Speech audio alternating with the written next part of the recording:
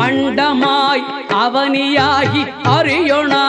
பொருளதாகி தொண்டர்கள் குருவுமாகி துகளறு தெய்வமாகி எண் திசை போற்ற நின்ற என்னருள் ஈசனான தென்திரள் சரவணத்தான் தினமும் என் சிரசை காக்க அண்டமாய் அவனியாகி அறியொணா